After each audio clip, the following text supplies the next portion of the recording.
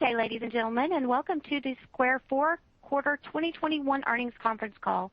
I would now like to turn the call over to your host, Jason Lee, Head of Investor Relations. Please go ahead. Hi, everyone. Thanks for joining our first quarter 2021 earnings call. We have Jack and Amrita with us today. We will begin this call with some short remarks before opening the call directly to your questions. During Q&A, we will take questions from our customers in addition to questions from conference call participants. We would like to remind everyone that we will be making forward-looking statements on this call. Actual results could differ materially from those contemplated by our forward-looking statements. Reported results should not be considered as an indication of future performance. Please take a look at our filings with the SEC for a discussion of the factors that could cause our results to differ. Also, note that the forward-looking statements on this call are based on information available to us as of today's date. We disclaim any obligation to update any forward-looking statements except as required by law. During this call, we will provide preliminary gross profit growth results for the month of April. These represent our current estimate for April performance, as we have not yet closed our accounting financials for the month of April, and our monthly results are not subject to interim review by our auditors. As a result, actual April results may differ from these estimates. Also, we will discuss certain non-GAAP financial measures during this call. Reconciliations to the most directly comparable GAAP financial measures are provided in the shareholder letter on our investor relations website. These non-GAAP measures are not intended to be a substitute for our GAAP results. Finally, the call in its entirety is being audio webcast on our investor relations website. An audio replay of this call will be available on our website shortly. With that, I'd like to turn it over to Jack. Thanks, Jason. Thank you all for joining us. We continue to focus on helping our customers through COVID-19 as many states in the U.S. and countries we serve reopen. With that focus in mind, this quarter we again participated in the Paycheck Protection Program, enabling us to facilitate more than $1.4 billion in loans to date, $531 million in the first quarter, to small businesses across the U.S., the vast majority of which were sellers with less than 5 employees. Square Financial Services, our newly opened bank, will eventually allow us to expand access to banking services to many more small businesses. We also made government disbursements available to individuals through Cash App, enabling access to these funds up to 2 days early. We saw customers spending across the platform on critical needs such as rent, car payments, food, and utility bills. Now a few updates on our business before I turn to Amrita and your questions. We launched Square Messages this quarter, a new feature in our seller ecosystem that more efficiently connects sellers with their buyers through text or email. Square Messages is accessible from sellers' online Square dashboard and consolidates communications with buyers from Square Feedback, Square Receipts, and Square Appointments in one place. Now buyers can simply text or email to sellers regarding their latest purchases or upcoming appointments, and sellers can respond while keeping their attention on the business. Consumers and sellers have both expressed interest in being able to message each other directly, and we believe this will help deepen the relationship and ultimately grow sales. Our omnichannel efforts have enabled us to attract and retain larger sellers too. Larger sellers come to Square for the breadth of our ecosystem, including our vertical point-of-sale products. Sellers who use Square for Restaurants or Square for Retail have adopted more than 3 of our products on average and generated greater than 5x the gross profit compared to the average seller in the first quarter. Within Cash App this quarter, we launched Bitcoin peer-to-peer functionality. Customers can now send Bitcoin to friends and family for free within the app, which has attracted new customers to Bitcoin.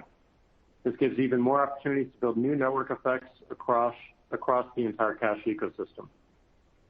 We've also found purposeful opportunities to connect seller and Cash. This quarter, we incorporated Square Loyalty into Cash App to drive customer discovery, engagement, and retention, while also deepening the connection between buyers and sellers. The integration allows for a richer customer experience with Square buyers to view and manage rewards using Cash App. It enables Cash App to reach and engage tens of millions of buyers using Square Loyalty. These sorts of integrations are only possible because we have scaled ecosystems for both sellers and individuals, and we're excited about the opportunity for future connections. Lastly, we closed the transaction to acquire a majority ownership stake in Tidal, and Jay-Z has joined Square's board of directors. We believe there's a compelling intersection between music and the economy. Making the economy work for artists is similar to what Square has done for sellers. We're going to start small and focus on the most critical needs of artists and growing their fan bases. We're really enthusiastic to finally be able to start this work. With that, over to Amrita. Thanks, Jack. there are three topics I'd like to cover today. First, a look at our performance in the first quarter of 2021. Second, an update on our business through April and how we're thinking about growth comparisons going forward. Third, I'll look at our investment approach for the rest of 2021, given our strong start to the year. In the first quarter, our ecosystems delivered impressive growth as gross profit was $964 million, an increase of 79% year over year. Net income was $39 million and adjusted EBITDA was $236 million. Each of our seller and Cash App ecosystems exhibited strength in the quarter. Seller generated gross profit of $468 million, an increase of 32% year over year. We saw relatively stable gross profit growth in January and February before trends improved in March behind regional reopenings, government disbursements, and lapping of the early pandemic last year. A few factors driving sellers' strong performance. First, we continue to make meaningful progress with mid-market sellers, which now account for 30% of our seller GPV mix, up 4 points from a year ago. In the first quarter, mid-market seller GPV grew 43% year over year, more than twice the growth of total seller GPV. We experienced a notable recovery in GPV from existing seller cohorts, and GPV growth also benefited from strong acquisition of larger sellers during the pandemic. Second, our markets outside the U.S. delivered strong growth with gross profit up nearly 80% year over year in the first quarter, and with our largest market, Australia, doubling year over year. We see an opportunity to drive greater scale as we launch more of our software and financial services offerings globally and expand to new markets.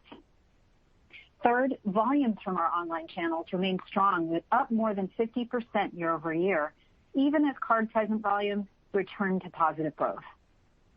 Cash App generated gross profit of $495 million, up 171% year over year. Looking at some of the drivers.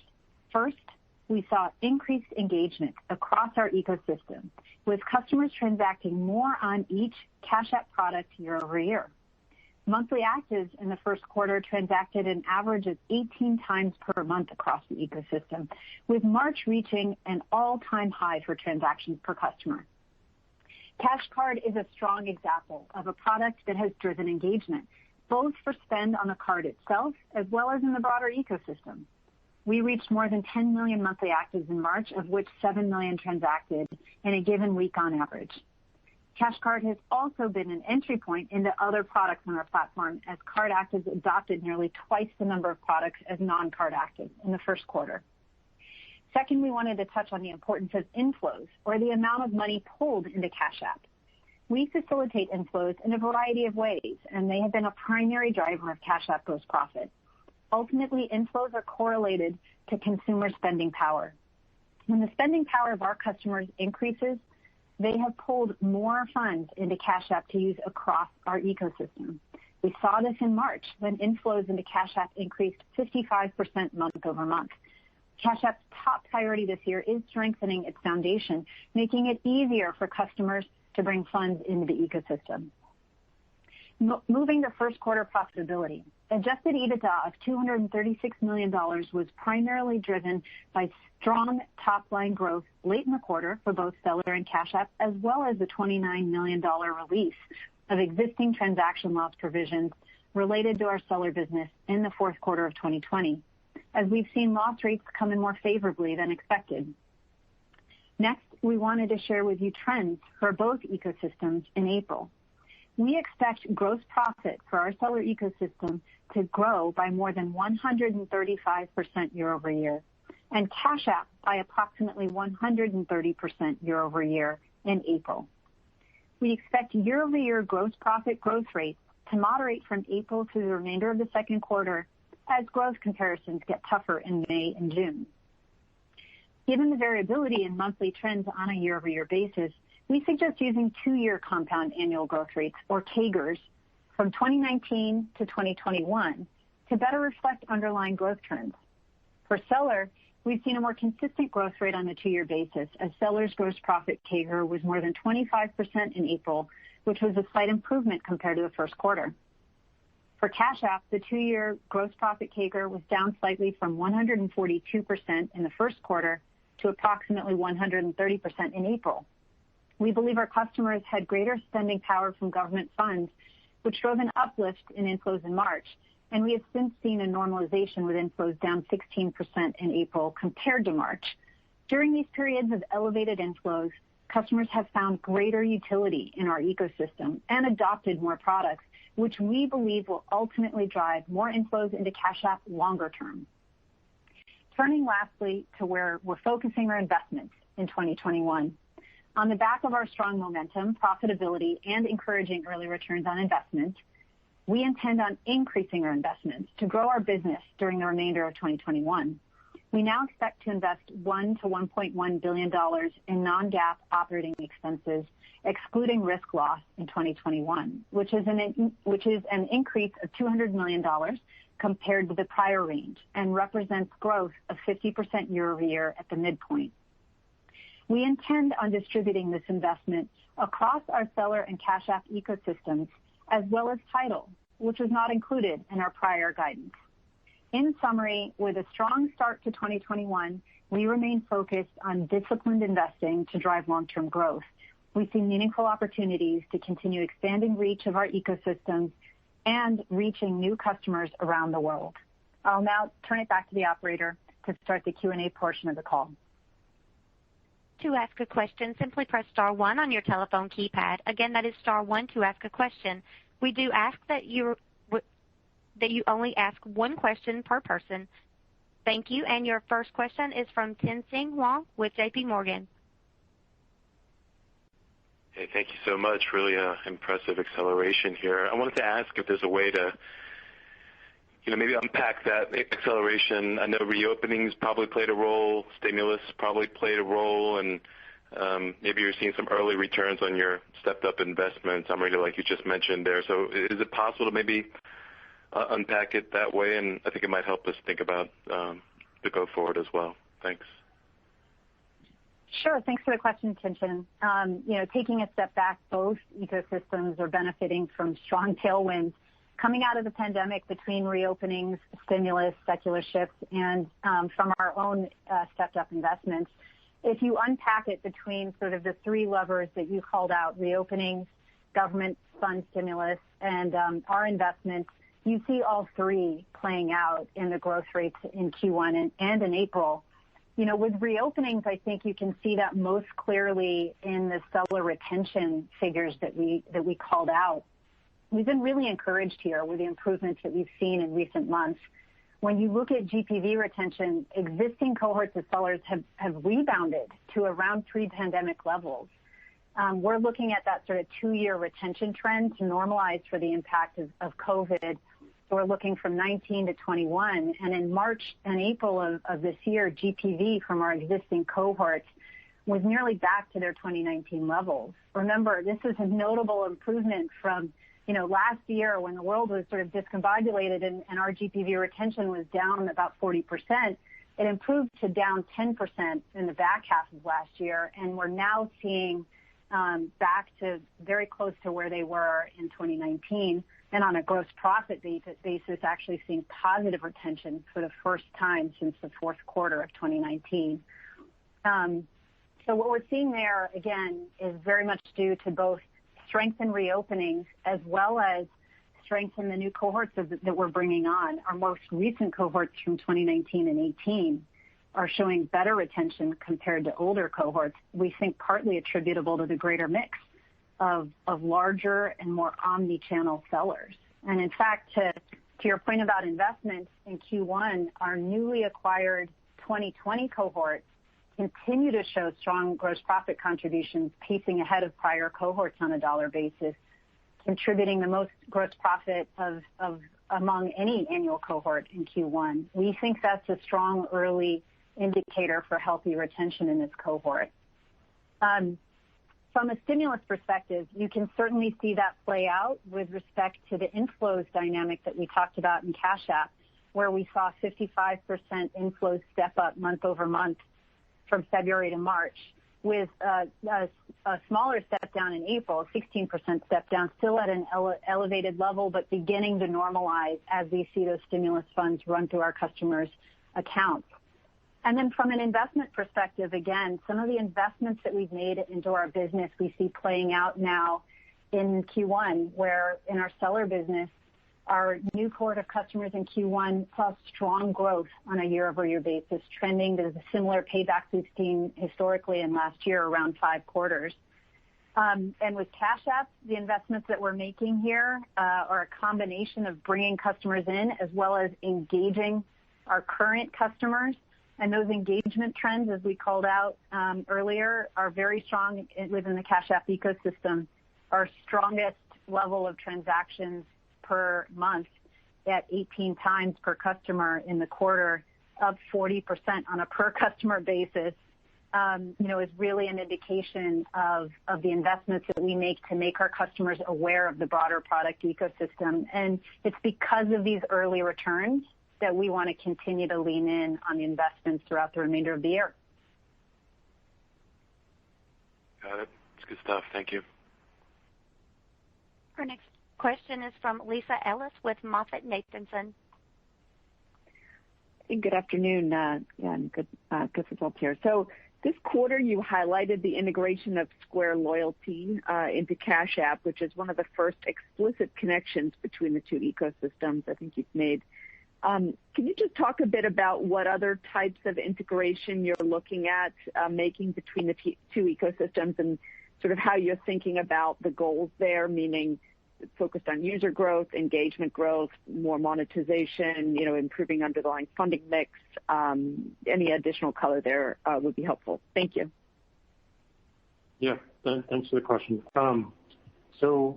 We think one of our superpowers is the fact that not only do we have an ecosystem on the seller side that serves multiple verticals at once, but we also have a buyer side in Cash App. And our goal over time is to realize more of these connections.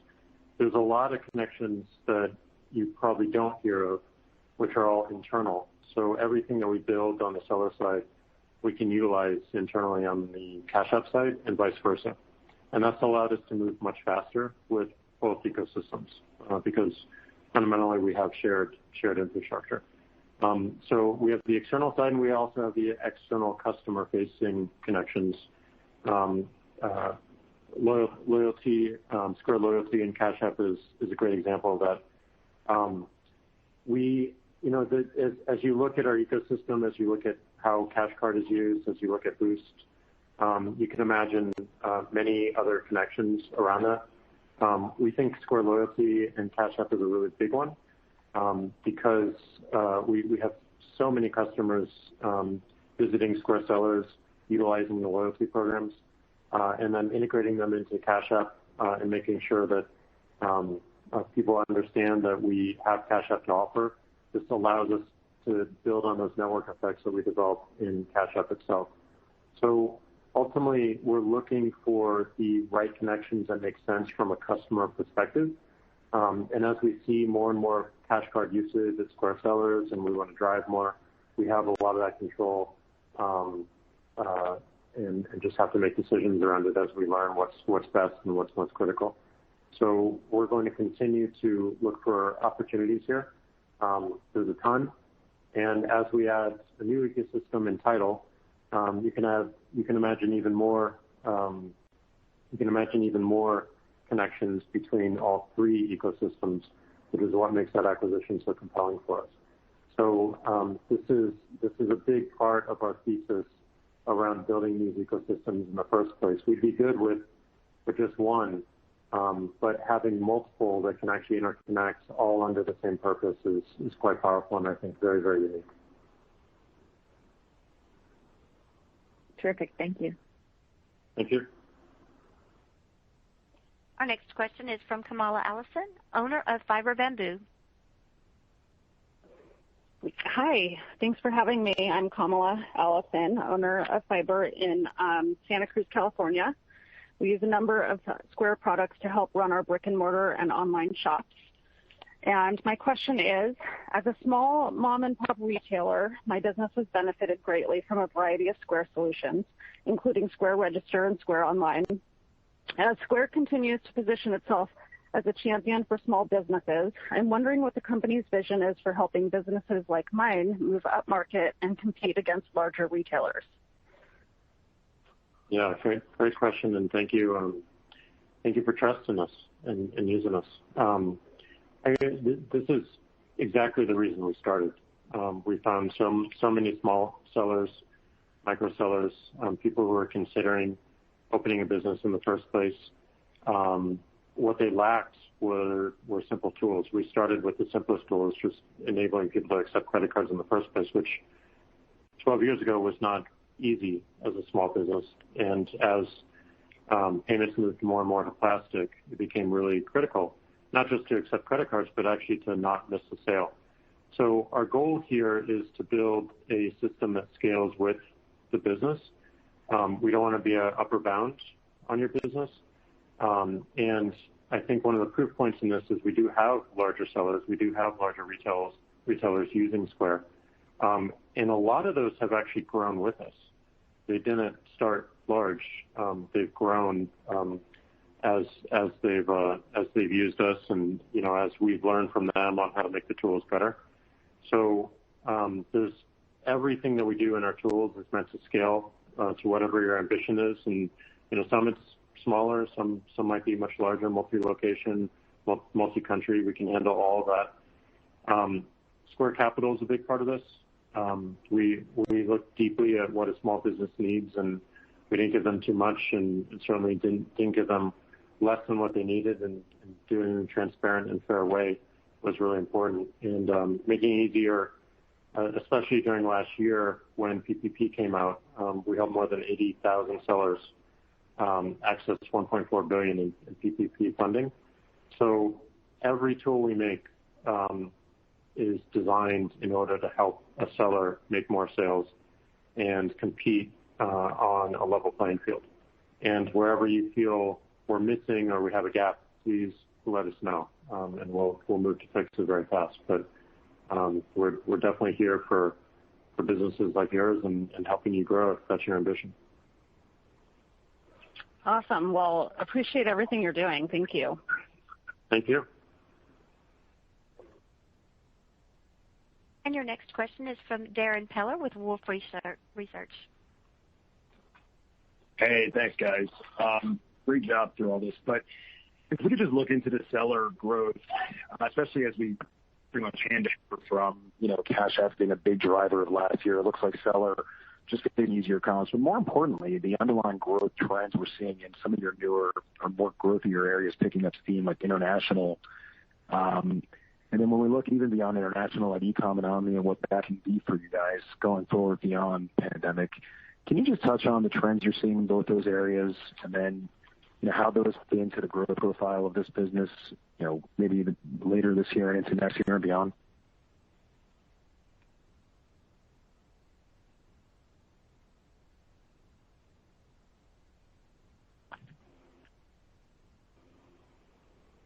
Amrita, you want to go ahead? Oh, yeah. Hey, Darrin, thanks for the question. So I'll lead off here with a couple of key points that can help orient you on how we're doing and what we're seeing so far, and some of the key drivers of growth that you called out between international, omni-channel, and e-commerce, and growth with some of the mid-market sellers where we're seeing real traction. With international, some of what we're seeing, particularly in the past few months and through the first quarter, is really encouraging. And that's coming on the back of closing the product parity gap that we've had between those international markets and the U.S. And what that's leading to now is outsized growth, with gross profit in the first quarter up nearly 80% year over year, now about 8% of seller gross profit in total, even with the pace of periodic lockdowns that we saw in certain markets in Q1. That growth was driven by a continued mix of the acquisition of mid-market sellers, as well as broader recovery and in-person activity towards the end of the quarter with reopenings, and we've seen that continue into April.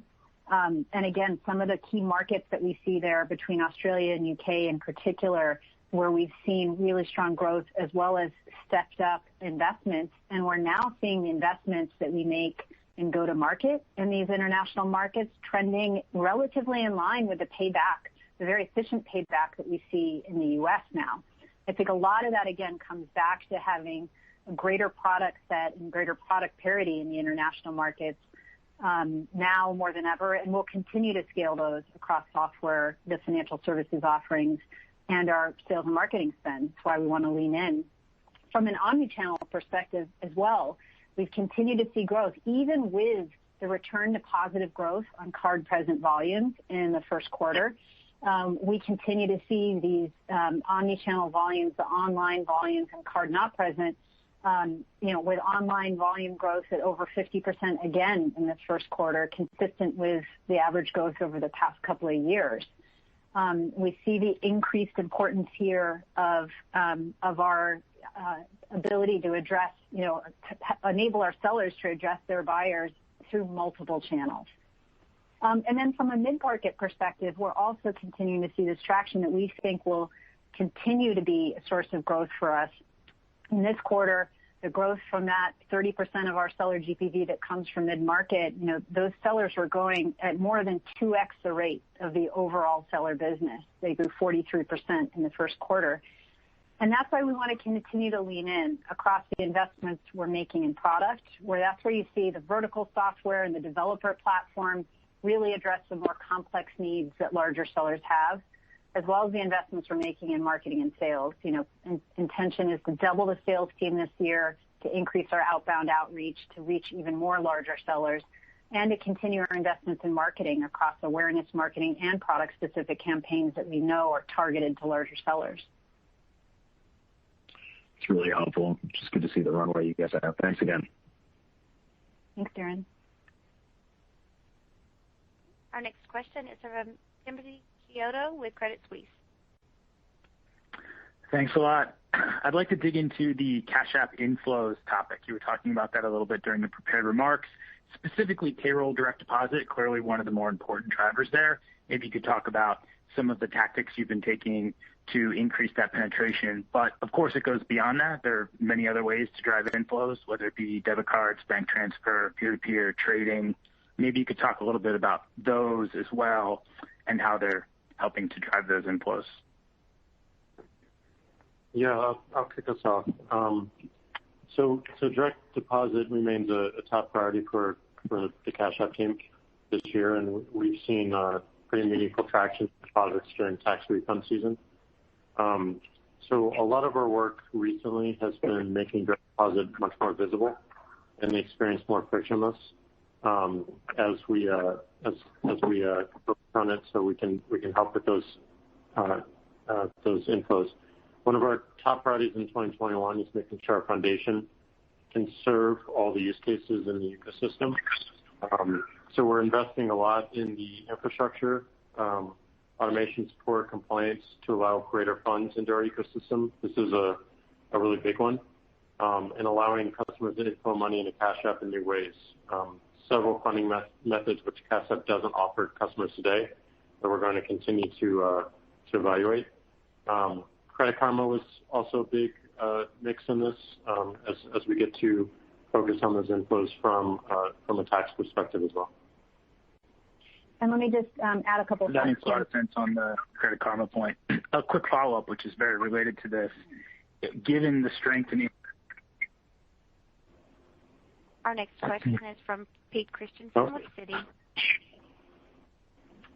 Thank you. Good evening. Nice acceleration. Jack, I'm hoping we could dig a little bit more into Square's investment rationale for acquiring Tidal.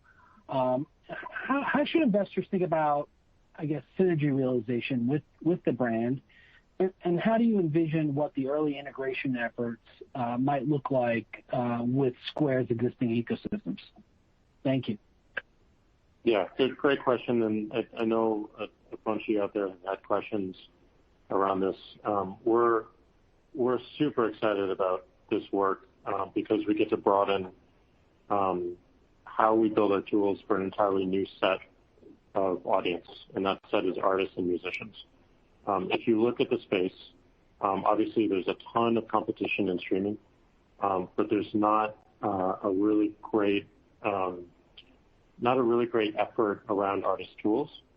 And what the thesis we had going into this deal was that we want to make sure that everything that we learned from helping a seller with very simple tools in order to participate in the economy, we can bring to an artist, because we saw a ton of parallels between what a new emerging artist has to go through, the long tail of artists, and what a small business has to go through. They're very similar. And we're going to start with the most critical needs, and we have a good 100-day roadmap, and you all should be seeing some updates within those 100 days. We're going to focus on those simple, critical artist tools in the way that we know how, and really provide a platform for artists to turn to first when they want to release their work. And we are focused on a more emergent, we are focused on a more long tail, because that is the pattern and the flow that has worked for us with the seller base. But as you see in our business, we have handled some of the largest sellers in the world, and we expect to be able to provide the same sort of tools and experiences for the largest artists in the world as well. And fortunately, we have some of the largest artists in the world within this deal and also on our board, who have been through the entire industry, understand what an artist needs, understand what the new emergent artist needs, and how to really build a service that they love and really is giving back to them and to their career. So that was the thesis behind the deal. We're going to move super fast, and we're really excited about doing the work. And I imagine with some of the releases that we will be putting out over the next year that you will see the same parallels that we see. Thank you. Okay, and we have a question from Timothy Chiodo with Credit Suisse. Oh, thank you. I appreciate that. Yeah, it was the quick follow-up there. So, Jack, you were mentioning about the progress in payroll direct deposit and all the many other ways to have inflows come into the Cash App ecosystem. The brief follow-up was just that, is it fair to assume that given all of the strength in those inflows, that the Cash App marketing spend for this year could be a little bit more heavily skewed towards discretionary, or what we call offensive, customer acquisition spend relative to the non-discretionary peer-to-peer funding and some of the other portions of the cost? Hey, Tim, just to pick up on your question, since I know it kind of got cut off before, I wanted to also lean in on your prior question, which was around direct deposit and putting that in context of inflows. With direct deposit, we've seen encouraging recent progress, as Jack was speaking through, with March being our highest number of overall direct deposit actives, and our first-time actives with growth driven by government fund inflows, paycheck deposits, and tax refunds. Although we do believe that they're still, very early in this ramp, and we clearly benefited from government disbursements in the month of March. We, as you noted, it does give us an opportunity as we see these higher inflows, whether they're from direct deposit customers or from other inflow sources, which, by the way, were much higher, 6 times higher than direct deposit sources in the month of March. As we see those elevated levels of inflows, and as we see more engaged customers, we generally see higher product adoption, engagement, and lifetime value.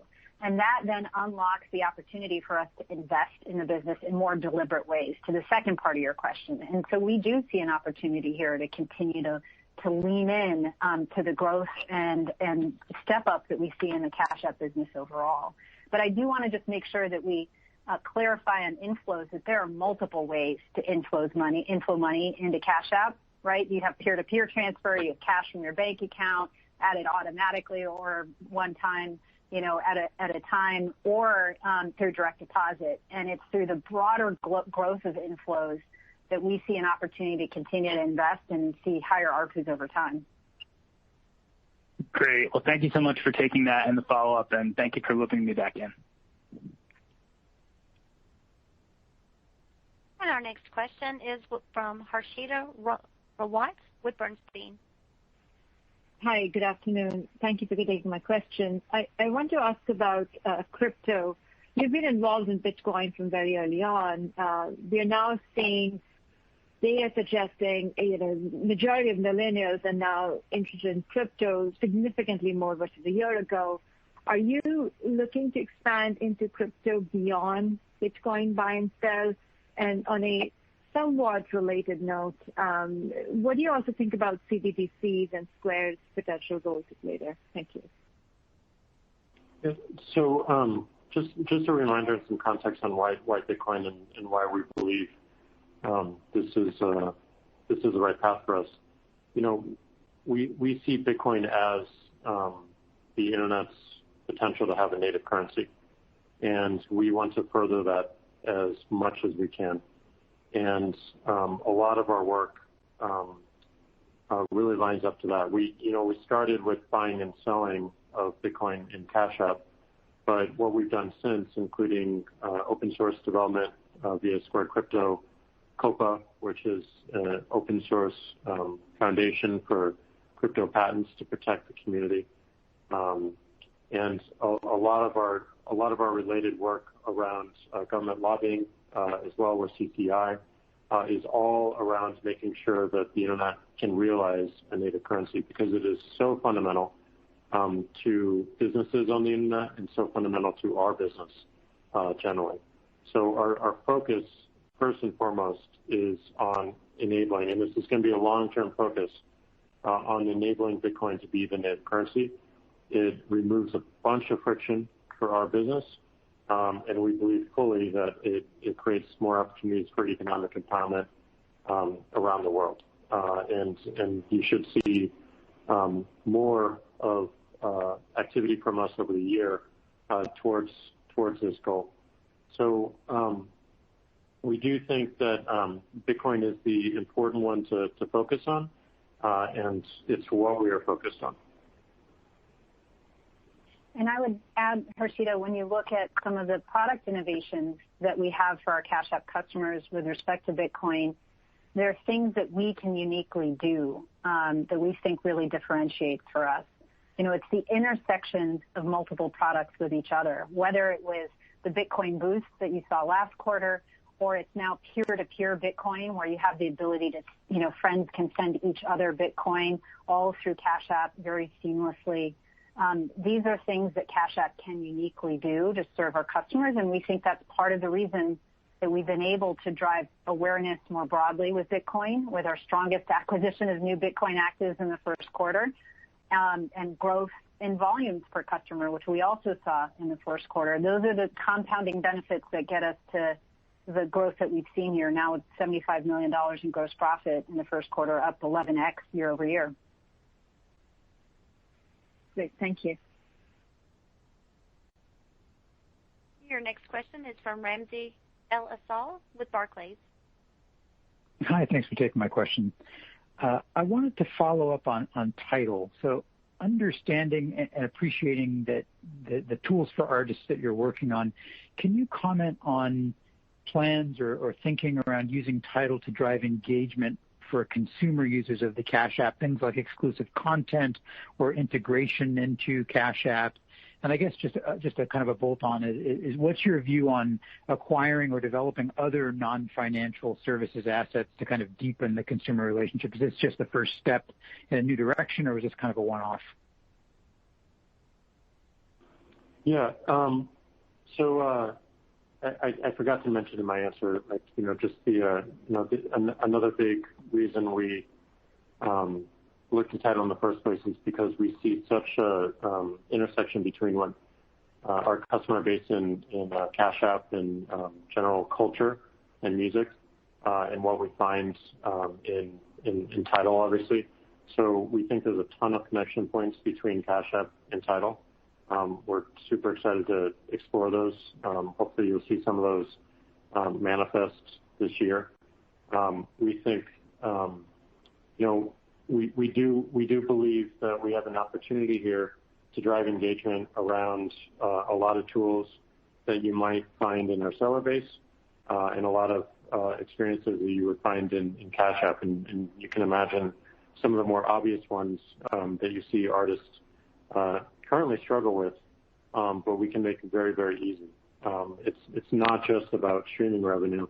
there's a lot to the broader ecosystem where artists get paid, inclusive of merchandise and ticketing and all these other things. So there's a lot of potential. We just want to make sure that we're doing the most critical things first, and we want to make sure that we're known as the place for artists to create, first and foremost, and then really pair that with an incredible listening experience and fan experience to bring the fans closer. And Cash App is an incredible way for us to do that because of the surface area and just the people that we're serving with the Cash App. So it made sense on so many dimensions to us internally, and you know, we're excited to show off these connections as we go forward this year. Great, thank you. And our next question is from Josh Beck with KBCM. Thank you so much for taking the question. I wanted to ask about the seller business. It seems like Square for Restaurants and Square for Retail maybe is inflecting. I know that about half of the new sellers are adopting those products, or half of them are new to Square. So are you seeing maybe like an accelerated displacement of legacy systems? Do you feel like you're perhaps getting better awareness for new business formation? Maybe just help us unpack a little bit the momentum that you seem to be having there. I think it's a bit of all those things that you mentioned. You know, we're certainly displacing legacy systems because people want to upgrade, and we saw a lot of that in 2020 due to COVID, where the legacy systems would not allow for online sales.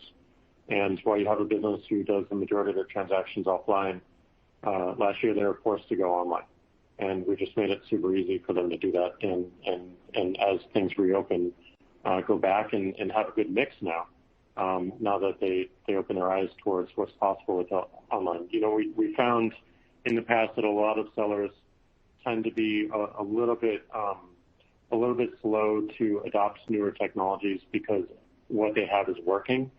And we just want to take that fear away and make sure that they, with a few button presses, can get right into it and go. And we certainly benefited from that. We've definitely seen businesses cross vertical as well. We've mentioned on this call before, but you know, we see restaurants become retailers, and retailers serve food, and we'll see more of that as more reopen. Service businesses become retailers as well, and vice versa. So because we cover all verticals, we can allow for that blending where the seller doesn't have to think about it at all. They can just focus on what they're trying to build in the customer base. And then I would say, like, you know, the fact that we do have a much broader ecosystem than most. We're not just a point of sale. You know, we lend people money as well. We have CRM and loyalty built in. We have integrations to Cash App. And the more of those that we make easy, the less the seller has to do it themselves. If you visit a large seller or a small seller, the amount of systems they have to hook together in order to just do their business is insane. So we take all that work, we put it into one website, one app, and people can just, you know, immediately focus on their customers and turn all attention to growing their business, and that's real. So taking all that friction away from folks so that they can focus on what's meaningful, you know, continues to be a competitive advantage for us. And Josh, you know, what we are seeing here is rapid growth. You know, with the restaurant retail product in Q1, the annualized gross profit from the sellers who use those products was $140 million, which doubled on a year-over-year basis. Remember in Q1 where we still had a portion of the quarter where many sellers were only partially able to be in business. But half of that came from these restaurant retail products, and half, to Jack's point, came from other products across the ecosystem. We know that these products attract sellers with more complex needs, and we can serve them in other ways over time. But we still think it's early here, and that's why we want to scale these products further. And that's part of the reason we want to continue to invest in marketing and sales to increase the awareness about our capabilities here. That makes sense. Really nice momentum. Thank you both. Our next question is from Bryan Keane with Deutsche Bank. Hi, guys. Thanks for taking my question. Wanted to ask about the impressive growth of Cash App in April. Cash App gross profit, I think, was up 130%, despite, if I remember correctly, it was a tough comp from last year that it picked up on. So just trying to think about the growth rate of that business as we go forward and, potentially, Cash App gross profit per user as we go through 2021. Thanks so much. Sure. Happy to help out. So you're right. With April, we saw strong growth, both on a year-over-year basis and on a two-year CAGR basis.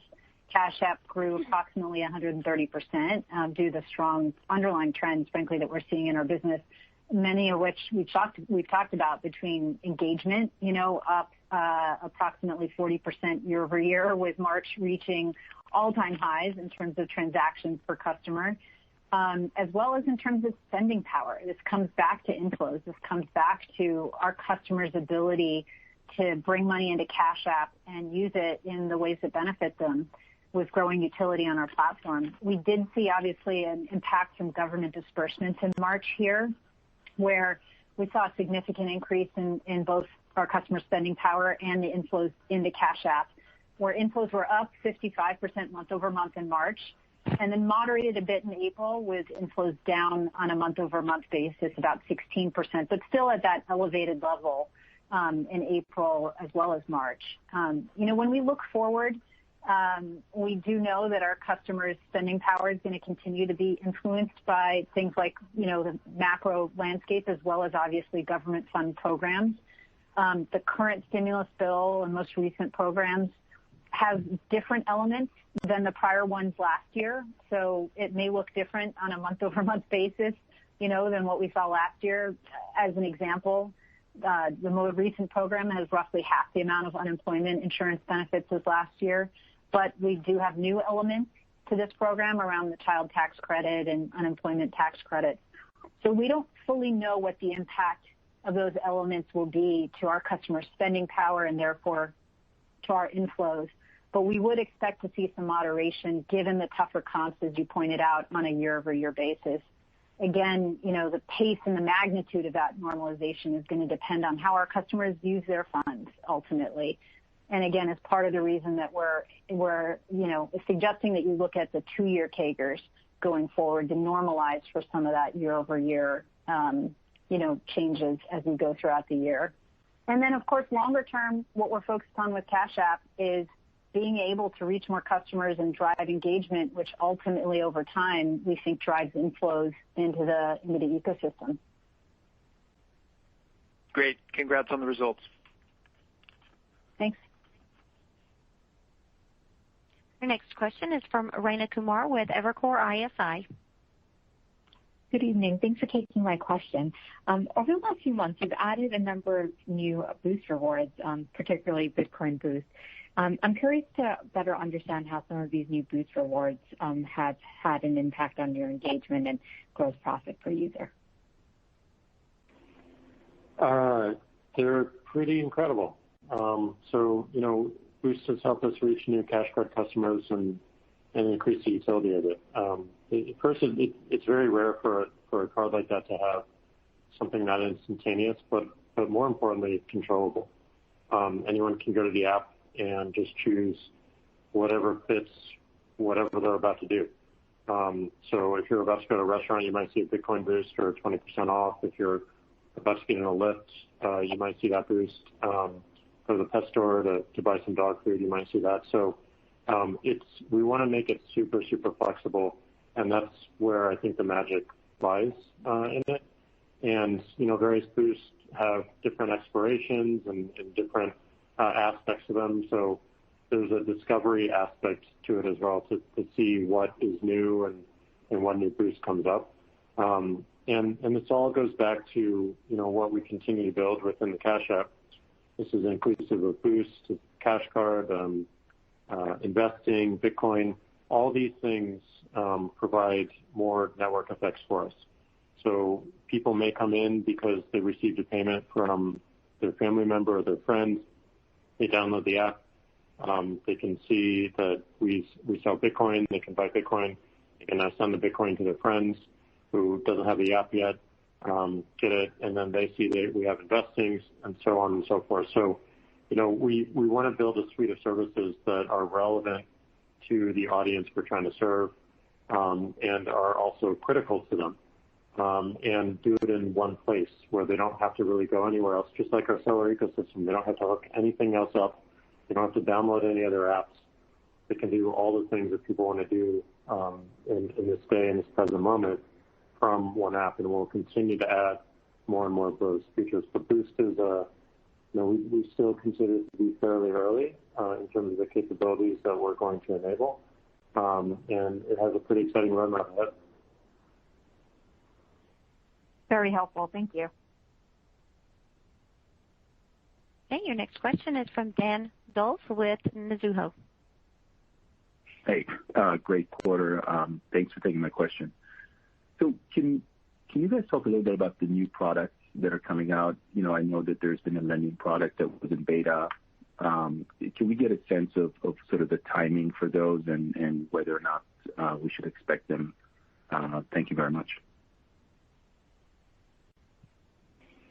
I'm sorry, what was it? The first part of your The lending product? Sorry, Jack. The lending product for Cash App? Yeah, exactly. The payday lending, low APR product. Yeah. So, we have a lot of experience, obviously, in lending, and this is one of the benefits. Like everything that we do within Seller, we learn a lot from, and if it makes sense, we can translate it to Cash App. We do see, a pretty incredible opportunity around lending to individuals.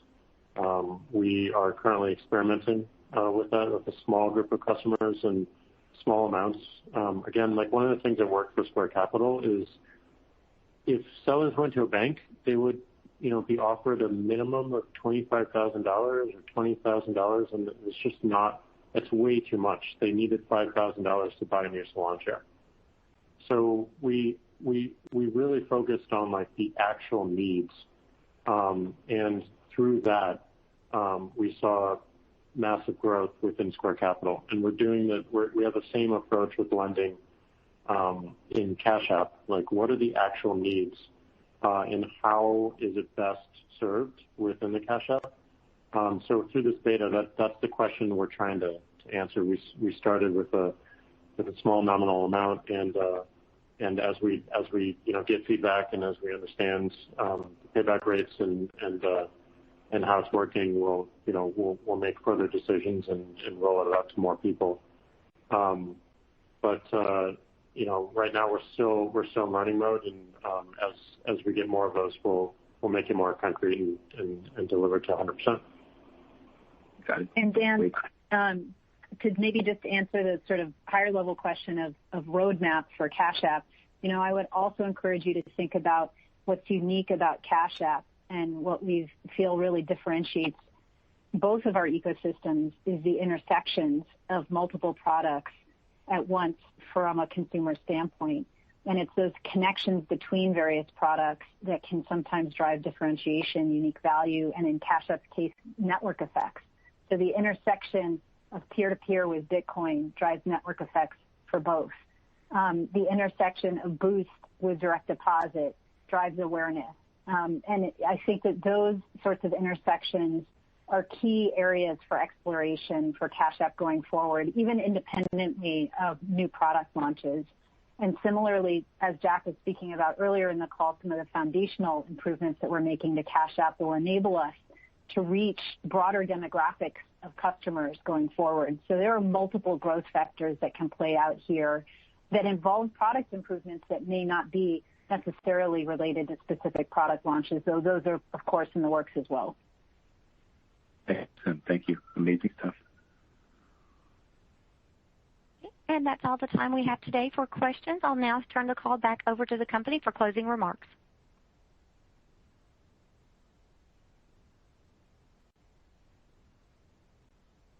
Thank you for joining our first quarter earnings call in 2021, and we will see you on the next earnings call. Thank you again for joining us today. This does conclude today's conference call. You may now disconnect. Everyone else has left the call.